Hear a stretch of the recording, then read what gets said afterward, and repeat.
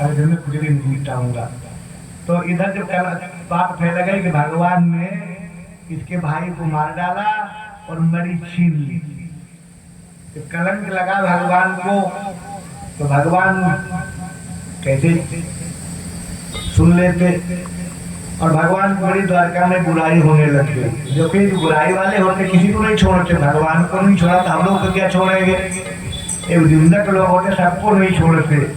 एक संत ने लिखा है कि जो बुराई करने वाले निंदक लोग उनको अपने पास में रखो, पास में रखोगे बुराई करेंगे तो तुम्हें बुराई में सुधार मिलेगा। किसी कवि ने लिखा है कि निंदक आंगन कुटी सवार,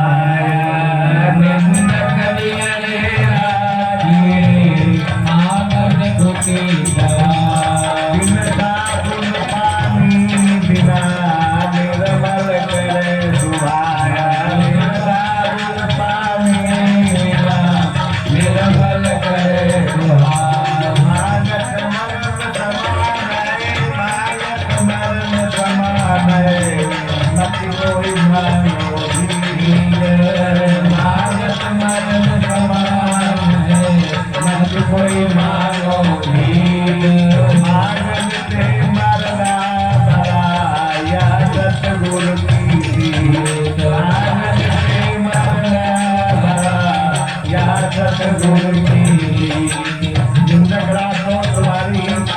बुराई भूल जाएगी।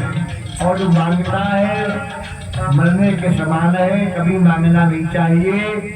मांगने से प्राण हत्या कर लो, आत्महत्या कर लो, मांगो नहीं। किसने मांगा, मरी तो नहीं उसने दी और बुराई फैला दी सारे समाज में द्वारिका में। तो भगवान ने कहा चलो थोड़े सैनिक लिए संग लेकर के इनके भाई को ढूंढने चले। एक कथा थी, देव नरवा नाम के ब्राह्मण थे पहले जन्म में। वे हरिद्वार में भगवान का तप किया और उनकी पुत्री गुणावती हुई थी हरिद्वार में। गुणावती का विवाह चंद्रमा ने किया था। कार्तिक के महीना में एकादशी बचकर के प्रभाव से वही देव शर्मा सत्याजित हुए थे और गुणावती सत्यभामा हुई। और जो चंद्रमा देवता अक्रूर बनकर पैदा हुए थे। एक पुराण में ऐसी कथा आती है, वही सब देवता ही थे। भगवान चले तो क्या देखा कि उसका भाई मरा पड़ा हुआ है और वह शेर के निशान बने हैं। तो भाई की लाश को तो भिजवा दिया भाई के पास में, और शेर के पैर देखते देखते पहुंच गए गुफा पर जामवान की। और उन सब लोगों से कहा कि मैं अंदर जाता, तुम बाहर रहो। सैनिक आदि बाहर रहे और भगवान अंदर चले गए। देखा जामवान से गोविंद हुआ, सारे लोग चले आए और कहा भगवान की मृत्यु हो गई, वो बाहर निकले नहीं, मर गए, इसलिए हम लोग चले जाए। अब देखो मैंने का भी लक्षण लगा दिया। ये दुनिया के लोग ऐसे ही होते हैं, कब साथ छोड़ जाए पता नहीं लगता। हम दुनिया से प्रेम कब साथ छोड़ दें, कब दुश्मन बन जाए, कब निंदक बन जाए पता नहीं लगता। और तभी हम दुनिया के पीछे पड़े, बेटा हमारा है, बेटी हमारी है, भाई हमारा है, पति हमारा है, सब कुछ हमारा, ये कुछ भी हमारा नहीं है। ये सब दुनिया वाले मतलब शास्त्र हैं। जब तक मतलब है तब तक प्रेम है, मतलब निकल गया तो पहचानते नहीं, मतलब निकल गया तो पहचानते नहीं। ऐसी मतलब पस्त दुनिया है। जब तक मतलब था सबसे, तब तक प्यारे सब लगते हैं, तब तक प्यारे सब लगते हैं। जब मतलब निकल गया तो सब दुश्मन होकर बन जाते हैं, सब मतलब निकल गया तब सब दुश्मन बन जाते हैं, मतलब दुनिया में कोई साथ नहीं देता। इतने जामुन भगवान थे कि भगवान ने 52 का अवतार लिया तो 1 मिनट में 7 परिक्रमाएं की। 1 मिनट माने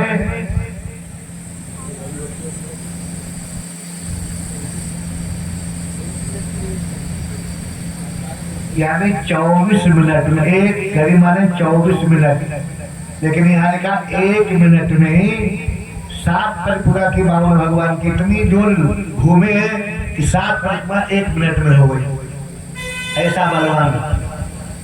और 1 करोड़ भालुओं के राजा थे, 1 करोड़ भालू सेना लेकर राम के साथ आए थे और हमेशा 1 करोड़ भालू सेना के पास रही ऐसे। और ज्ञान के त्रिकाल ज्ञानी थे, सबको जानते थे वर्तमान क्या हो रहा है, भूतकाल में क्या हो गया, आगे क्या होगा। तो ब्रह्मा के अवतार थे और इच्छा बच्चों को वरदान था, जब चाहे प्राण त्यागे और जब तक चाहे तब तक रहे। अब देखो त्रेता में राम के साथ रहे और फिर द्वापर में भगवान के साथ रहे, भगवान के ससुर बने, वहाँ सेनापति या ससुर बने। ये भगवान राम के सेनापति भी थे, भगवान राम के प्रधानमंत्री भी थे, 2 पद वाले थे, प्रधानमंत्री का पद, सेनापति का। यहाँ भगवान के ससुर बन गए। बहुत दिन तक युद्ध वरदान मांगा था भगवान से उन्होंने, तजौन इच्छा तन मरना, तजौन तन इच्छा निज मरना, तजौन तन इच्छा निज मरना। जब चाहे तब मरे, ऐसा भगवान से वरदान मिला था। ऐसे युद्ध हुआ, लगातार कई दिन तक युद्ध हुआ, इतना युद्ध हुआ और केवल मुक्काबाजी हुई, गदाबाजी हुई, बहुत दिन तक युद्ध चला। अंत में जामवंत पराजित हो गए। इधर है जब पता लगा भगवान का मरण हो गया तो वसुदेव देवकी रुक्मिणी सपत द्वारिका सत्ताजी को बुरा भला कहने लगे और किस दोबारा आ जाए मिल जाए तो चंद्रभागा नाम की दुर्गा जी की पूजा करने लगे। एक चंद्रभागा नाम की दुर्गा जी है, मंदिर में जाके चंद्रभागा दुर्गा की पूजा करने लगे, मंदिर में अनुष्ठान किया। इसी गृह हमारे कृष्ण भगवान सानंद लौट आवे। जब युद्ध हुआ, युद्ध में जामवंत हार गए तो पहचान गए आप तो हमारे श्री राम हैं, हमें श्री राम का दर्शन दीजिए। तो तत्काल भगवान के श्री राम बन गए। जामवंत पैरों में पड़ गए, बहुत रोए, बहुत साल से वियोग हुआ था और अपनी बेटी का विवाह कर दिया और दहेज में मणि दे दी। मणि को लेकर व्यावती पत्नी को लेकर के भगवान द्वारिकापुर में आया, बहुत आनंद मनाया गया। सत्ताजित को बुलाया भगवान ने, उनको मणि दे दी। बड़ा लज्जित हो गया, बहुत शर्मा गया कि मैंने बेट में कलंक लगा दिया कि कन्या की सत्यभामा। अब सत्यभामा का विवाह कर दिया भगवान के साथ में और मणि दहेज में दे दी।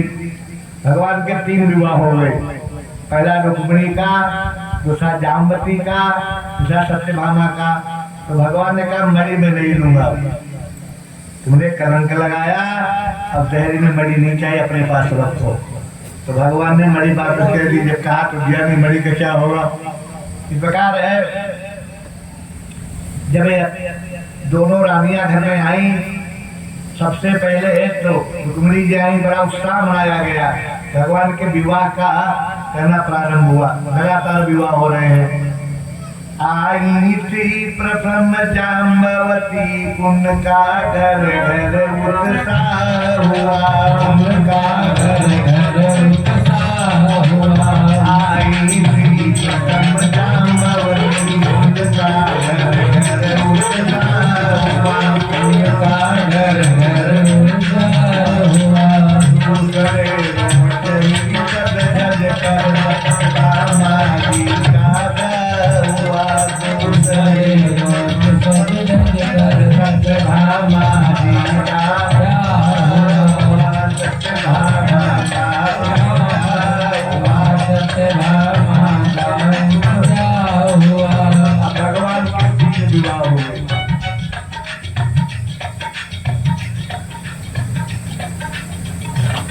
इधर अक्रूर जी को भगवान ने हस्तिनापुर भेजा था, पता करके आओ कि मेरे बुआ के पुत्रों का क्या हाल है, हमारे बुआ के पुत्र कैसे हैं। अक्रूर जी लौट करके आए, बताए कि तुम्हारे बुआ के पुत्रों का बहुत खराब हाल है। दुर्योधन बहुत सताता रहता है, परेशान करता रहता है, लाचा गढ़ में जलवा दिया और कुंती पांडव जलकर मर गए। ये अफवाह थी, मरे तो नहीं थे। सारी वहाँ की जो थी कथा बताई और विषवाद का भी हाल बताया। विद्या विज्ञाता तोपि गोविंदो दग्धा राम कृष्ण पांडवान कुंती के कुल्यकर्णे सहरामो ये कुरुन। तो कृष्ण बलराम हस्तिनापुर चले गए। अब द्वारका में अक्रूर कृतवर्मा आदि जब भगवान चले गए तो अक्रूर कितने भगत थे भगवान के, जब लेने गए कितनी भक्ति जगाई।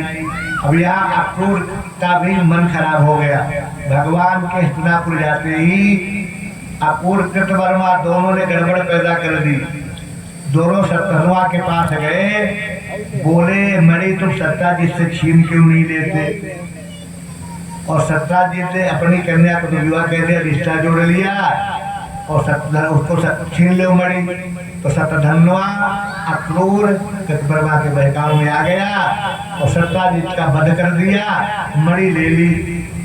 अब सत्ताजीत की पत्नियां थी, रोती रोती रह गई। देखो ये भगवान के साथ उन्होंने ऐसा किया तो दुनिया वालों के साथ लोग क्या करेंगे? पत्नियां रोती रह गई। सत्यभामा को पता लगा मेरे पिता का वध कर दिया सत्यधनुआ ने, तो हस्तिनापुर पहुंच गई। भगवान के पास कहा है स्वामी हमारे पिता का वध कर दिया सत्यधनुआ ने। बलराम ने सुना, कृष्ण ने तो तुरंत रथ पर बैठे सत्यधनुआ का पीछा किया। सत्यधनुआ विचार कहता तो मारे जाएंगे, तो कृतवर्मा के पास गया, मणि ले लो और मेरी मदद करो। बोले भैया उनसे कौन लड़ेगा, चक्रधारी हैं, मेरा भी वध हो जाएगा। और भगा दिया अपने घर से। अब सत्यधनुआ भागा और अक्रूर को मणि दे दी और भागा। भगवान ने पीछा किया सत्यधनुआ, तो भगवान ने घोड़े पर भागा, आगे मार डाला, मणि नहीं मिली। इधर अक्रूर जी मणि लेकर के भाग गए चुरा करके। यह अक्रूर का हाल। इतने भगत थे, मणि में लालच आ गया, मणि छीन चुरा कर भागे। भगवान ने शत्रुओं का सिर काट दिया लेकिन मणि नहीं मिली। भगवान बलराम के पास में आए, तब सत्तानों को मार दिया, मणि तो मिली नहीं। इस प्रकार है आपको द्वारिका सब लोग दिया है। इधर है मिथिला नरेश। भगवान बोले कि मेरे एक मित्र है मिथिला नरेश, मैं उनके पास जाऊंगा। भगवान द्वारका आ गए, बलराम मिथिला जनकपुर चले गए। राजा जनक ने उनका बड़ा स्वागत सम्मान किया। देखो मिथिला में जितने राजा थे सबको जनक कहा गया। राम वाले दूसरे जनक थे, दूसरे जनक है। दुर्योधन को पता लगा भगवान बलराम जी अकेले मिथिला में हैं, झट मिथिला पहुंच गया, अपना गुरु बना लिया और गदा युद्ध सीखने लग गया। बहुत गदा युद्ध सीखा और गदा युद्ध में वो बड़ी महारत हासिल कर ली। और इधर है कहते हैं कि बलराम आजकल एक संगतु नाम का राक्षस था, उसको भी बलराम ने वध कर दिया। मणि पहले उसी के पास रहा करती थी। दुर्योधन ने शिक्षा प्राप्त की और अक्रूर कृतवर्मा को छोड़ के दोनों भाग गए। अक्रूर ऐसी जगह छिप गए, जाते द्वारिका में उत्पात होने लग गए। साक्षात भगवान का जहाँ निवास हो वहाँ उत्पात होते हैं, ऐसे दुनिया में लोग भरे हैं। अक्रूर जी को विचार किया अगर मैं मणि को बताऊंगा तो मणि ले ली जाएगी, चोरी का अभियोग चलेगा, जेल में डाला जाऊंगा। तो काफी दूर निकल गए और छिपकर रहने लग गए। और मणि में गुच्छा जहाँ रहेगी रोग नहीं आएगा, बीमारी नहीं आएगी, बढ़िया समय रहेगा। तो जहाँ पहुंचे लेकिन दान करने लगे और यहाँ नहीं आए। दोबारा द्वारिकापुरी में आगे और कुछ कथाएं आती हैं, बाद में फिर आए और मणि वापस कर दी। भगवान से प्रार्थना की, भगवान से क्षमा मांगी, भगवान ने क्षमा कर दिया। फिर मणि भगवान के राजकोष में उज्जैन के पास चली गई। आगे भगवान के अन्य विवाह की कथा आती है। राजा ने पूछा कि महाराज बताइए, मैंने सुना भगवान के बहुत ब्याह हुए थे और पांडवों से मिलने हमारे परिवार को भगवान के इंद्रप्रस्थ दोबारा गए थे, तो कथा बताओ। मैंने सुना कि मेरे बाबा अर्जुन के सारथी बने थे और वन विहार करने जाया करते थे। तो बोले एक बार भगवान कृष्ण और अर्जुन दोनों विहार करने के लिए गए। यमुना के किनारे पहुंचे, देखते क्या है, अर्जुन एक कुमारी कन्या तप कर रही है। भगवान थोड़े दूर खड़े रह गए।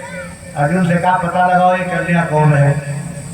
हरियाणा में एक यमुना नगर नाम का शहर है, यमुना नगर, वही कालिंदी यानी यमुना महारानी तब कहती थी। तब क्यों कहती थी कि भगवान कृष्ण हमारे पति बने। यमुना जी कालिंदी हरियाणा में यमुना नगर में तपस्या कर रही थी, भगवान पति बन जाए। और भगवान वहीं पहुंच गए, भेजा अर्जुन को पता करो। अर्जुन गए, कन्या तुम कौन हो? कन्या बोली मेरा नाम कालिंदी है, मैं भगवान विष्णु से ब्याह करना चाहती हूँ। और कृष्ण भगवान वहाँ पर आए हुए भगवान का अवतार है। तो आकर के बताया कि वो कन्या है कालिंदी, यमुना जी है और तुमसे विवाह करना चाहती है। कहा उसको ले आओ। अर्जुन रथ में बिठा कर ले आए, भगवान के पास लाए, हस्तिनापुर पहुंचे। हस्तिनापुर में कालिंदी यमुना जी का क्या कहते, इंद्रपत दिल्ली भी कहते हैं, हस्तिनापुर अलग है। तो समय दिल्ली में रहते थे हस्तिनापुर। तो वहाँ पर दिल्ली में भगवान यमुना का और कृष्ण का विवाह हुआ। यमुना माने भक्ति, यमुना माने प्रेम, जो भगवान से प्रेम करे वही यमुना जी। यमुना जी परम पवित्र है। यमुना जी सूर्य भगवान की पुत्री है और यमराज की बहन है। ये भगवान का चौथा विवाह हुआ कालिंदी के साथ में।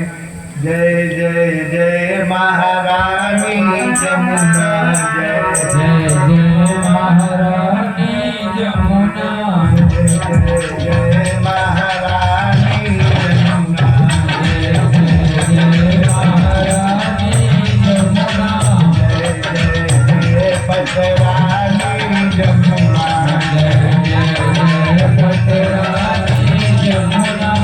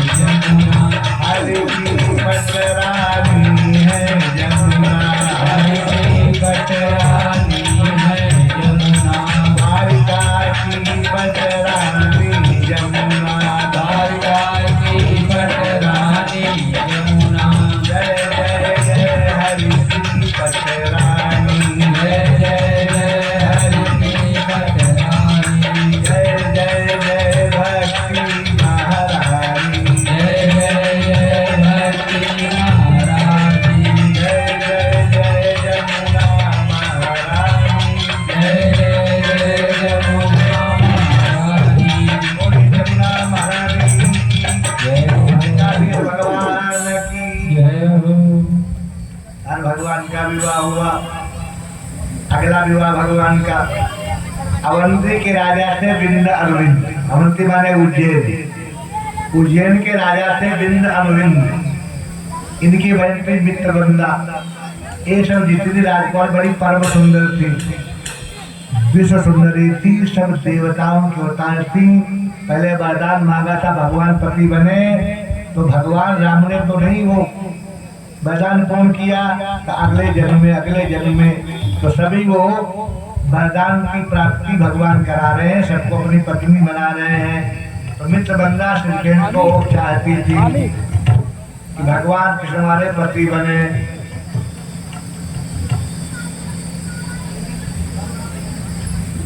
वैसे तो भगवान सबके पति है, इतना जगत है सबके भगवान पति।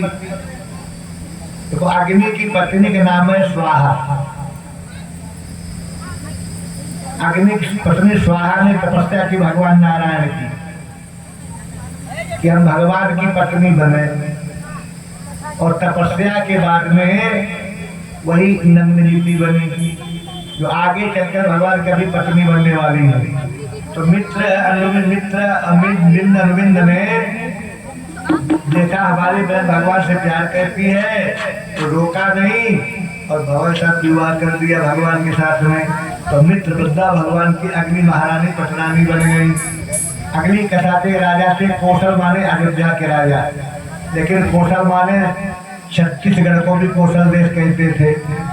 वहाँ की कौशल्या मैया थी, तो वही कौशल देश में नंदजीत नाम के एक राजा थे। नंदजीत इतने प्रभावशाली राजा थे कि नंगा कर देते थे, अपराधियों को नंगा करके मारते, नंगा करके।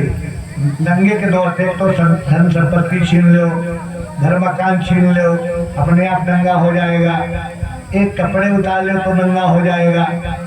तो ऐसे प्रभावशाली राजा थे, अगर राजा आकर होते तो पाकिस्तान को नंगा कर देते।